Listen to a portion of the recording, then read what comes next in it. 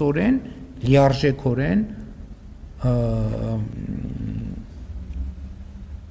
իրականում համապատասխանի ստանդարտներին։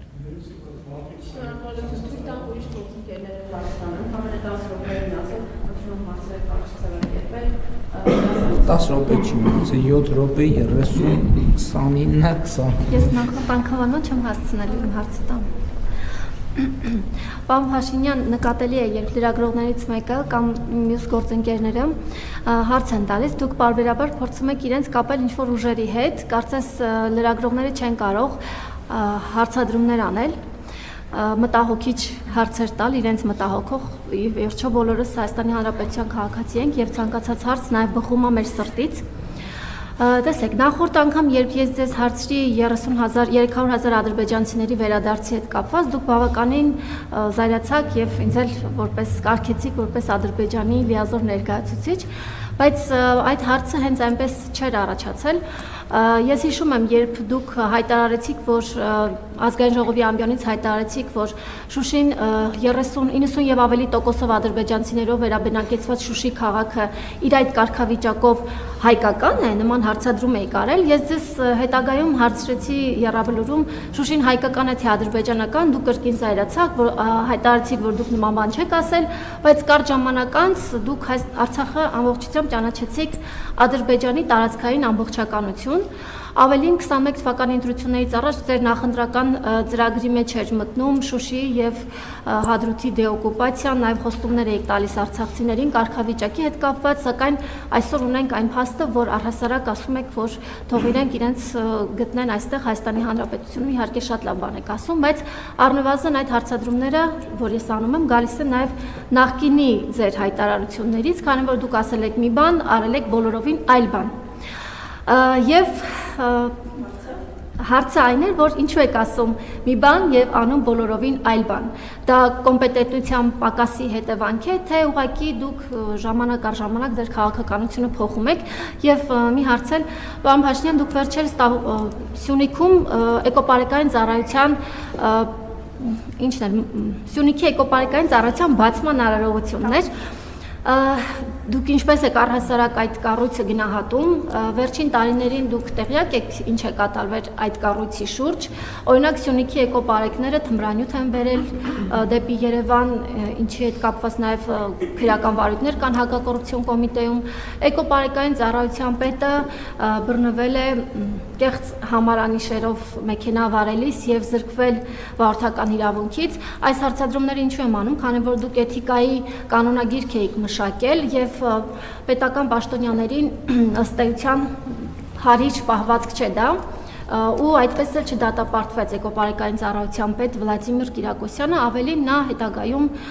ԿՊ-ում ավելի բարձր պաշտոններ ստացավ։ Շնորհակալ եմ։ Հիմա գիտեք, այդ էլի ուզում եմ ասել, որ տեսեք ասում եք թմրանյութ բերեցին եւ այլն։ Հիմա այստեղ երկու տարբերակ կա, որ դուք դա իմանաք։ Մեկը, որ դուք այդ գործի մեջ եք, երկրորդը, որ իրավապահներն են ձեզ ինֆորմացիա տվել։ Այսինքն ավարտեք ձեր հարցը։ Դե մի րոպե, ավարտեցիք ձեր հարցը։ Ասում եմ, այդ մենք ենք բացահայտում այդ դեպքերը, դուք գալիս եք ասում եք, այսպես լուրջ դեմքով կանգնում եք, կողքից տպավորություն է, թե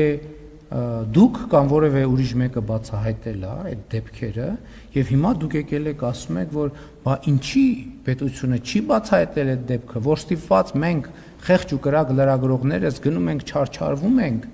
եւ այդ դեպքերը բացահայտում ենք։ Դուք այդ դեպքերի մասին որտեղից գիտեք, հարգելի լրագրող եւ հարգելի լրագրողներ։ Դուք այդ դեպքերի մասին գիտեք միայն այն փաստի բերումով, որ Հայաստանի Հանրապետության պետական ինստիտուտները բացահայտել են, դուք եք զրկել որևէ մեկին վարորդական իրավունքից։ Դուք որևէ մեկին վարորդական իրավունքից զրկել եք, իհարկե ոչ։ Ո՞վ է զրկել վարորդական իրավունքից։ Վարորդական իրավունքից զրկել է Հայաստանի Հանրապետությունը։ Այսինքն Հայաստանի Հանրապետությունը ինստիտուտ է ստեղծել, որ այդ բոլոր հարցերով, բոլոր անբարեխիղճ պաշտոնյաներին եւ ոչ պաշտոնյաներին բացահայտի եւ քննություն վարի, նրանք ովքեր մեղավոր են արժանանան պատժի, նրանք ովքեր մեղավոր չեն չարժանանան պատժի եւ մարդը համարվում է անմեղ, միջև նրա նկատմամբ չկա դատավճիռ։ Հիմա դուք որտեղից եք իմանում դա։ Որտեղից եք իմանում։ Իրավապահ մարմիններից կա ինֆորմացիայի ապօրինի արտահոսք։ Ես չգիտեմ ինչ վճարվում են կամ ինչ հարաբերությունների բերումով է այդ արտահոսքը տեղի ունենում։ Բայց դուք եկեք արձանագրեք, որ դուք ինչ որ ասում եք, դուք մեզ ներկայացնում եք մեր աշխատանքի արդյունքները, փորձ անելով դա օգտագործել դա մենք ենք անում, մենք, որ զրկում ենք վարորդական իրավունքից պաշտոնյային, որ թմրանյութի տեղափոխում բացահայտում ենք, մենք ենք անում դա։ Ուրիշ մեկը չի անում ի հեճուկս մեզ, մենք ենք անում ի հեճուկս ուրիշների։ Սա շատ կարևոր արձանագրում է։ Երկրորդ հարցը, որ ասում եք լրագրողները այնպես է անում, որ իրավունք չունեն հարց տան։ Կներեք, ես չգիտեմ Հայաստանի Հանրապետության պատմության կամ Հայաստանի հազարամյա պատմության շրջանում մի եւս այդպիսի ժամանակաշրջան, որ Հայաստանի Հանրապետության լրագրողները այսքան եւ այսքան անկաշկանդ եւ շարունակաբար հարց են տալիս Հայաստանի Հանրապետության վարչապետին եւ ընդհանրապես պաշտոնյաներին։ Չկա այդպիսի, այսինքն եթե ես կներեք, իսկ կարողա դուք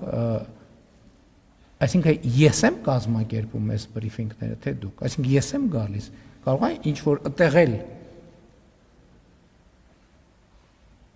Ես եմ չէ գալիս, որ ձեր հարցերին պատասխանեմ։ Իսկ եթե ես չեմ ուզում, եթե ես չուզենամ դուք հարց տաք, չեմ գա ստեղ, ժողովուրդ ջան։ Եվ որ չգամ ստեղ ոնց եք հարց տալու։ Իսկ չեմ գա եւ հարց չեք տա։ Իսկ ես գալիս եմ եւ որ ձեզ հարց տալու հնարավորություն ստեղծեմ ձեզ համար։ Բայց դա չի նշանակում, որ ամենայն հարգանքով հնչած բոլոր հարցերը կոռեկտ են, հնչած բոլոր հարցերը գրագետ են, հնչած բոլոր հարցերի մեջբերված բոլոր տեղեկությունները ճիշտ են, չնայած հակառակն էլ չի նշանակում։ Սա չի նշանակում, որ հակառակը նայել կա։ Նույնն էլ կարող ենք ասել իմ պատասխանների մասին, որ երբեմն էմոցիոնալ է ստացվում, երբեմն կարող եմ մի տվյալ սխալ հիշեմ, հետո պարզվի, որ բան չի 36% չէ, այլ 31% է կամ 42 կամ 20, բայց դա սովորական աշխատանք է։ Ինչ վերաբերում է ձեր ասած առաջին հարցին, Ղարաբաղի, Շուշիի